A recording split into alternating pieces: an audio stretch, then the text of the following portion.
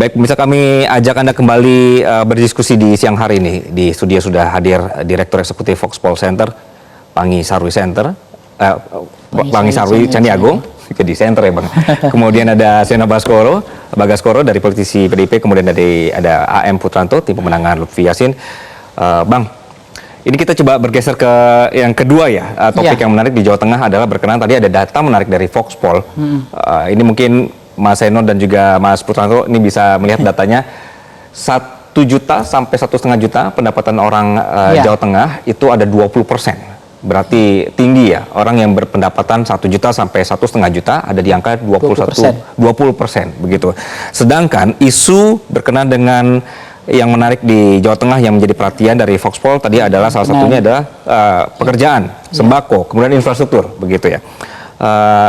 Ini apakah sudah ditangkap oleh masing-masing paslon? Ya, ini kan sebenarnya dari data ini kan kalau kita bicara tentang membaca data demografi responden ya, dari konteks ini bahwa kalau lihat dari demografi penghasilan, memang ini sebenarnya agak lebih baik dibanding daerah lain. Kalau di daerah lain itu yang paling dominan itu adalah penghasilan di bawah 700.000 ke bawah. Itu yang angkanya bisa 30-40%. Kalau ini kan angkanya 20% bahwa penghasilan 1 juta sampai 1.500.000. Ada juga yang penghasilan 2 juta sampai 3 juta 21%. Nah, dari data ini penghasilan itu akan merubah juga bagaimana kondisi orang akan belanja suara atau belanja program.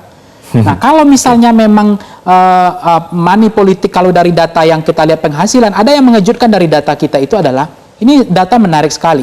Pada saat pemilihan kepala daerah sebelumnya, apakah ibu bapak, apakah yang memberi uang saudara atau hadiah? Jadi kalau kita tanya, yang pernah mereka menerima uang ya, ketika dalam pilkada sebelumnya, itu angkanya 55% iya, mereka pernah menerima uang dari kandidat calon. Di pilkada sebelumnya? Di pilkada sebelumnya, 55%. Artinya walaupun hanya angka 45% belum pernah. Nah, kalau kita tanya lagi angkanya berapa yang dikasih gitu ya, itu kalau besaran dana yang pernah Bapak terima gitu ya sebagai calon kepala daerah itu 51 sampai 100.000. Itu paling dominan angkanya 53%. Nah, dari data ini sebenarnya memang persoalan demokrasi kita akhirnya demokrasi sembako, demokrasi elektoral berbasis uang gitu. Tidak berbasis kepada adu kinerja, adu prestasi, adu pengalaman, kompetensi dan belanja programatik gitu. Sehingga ini yang kemudian tantangan challenge. Tapi saya meyakini bahwa ada angin segar untuk Jawa Tengah. Kenapa?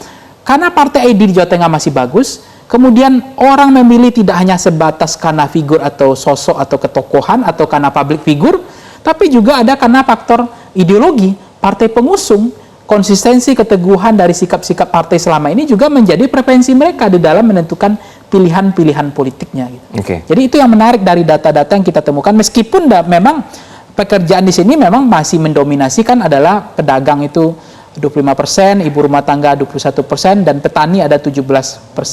Nah, tetapi kalau kita lihat pelajar, mahasiswa, pemilih rasional yang dianggap sebagai dewa elektoral, yaitu Gen Z, gen milenial, menjadi penentu peta politik Jawa Tengah ke depan, sebenarnya tamatan orang di sana itu SLTA itu 38%.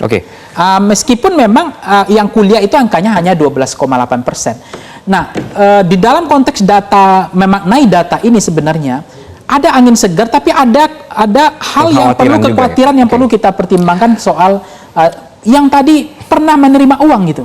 Hampir yang besarnya luar biasa. Coba kita dengerin. Jelajahi cara baru mendapatkan informasi. Download Metro TV Extend sekarang.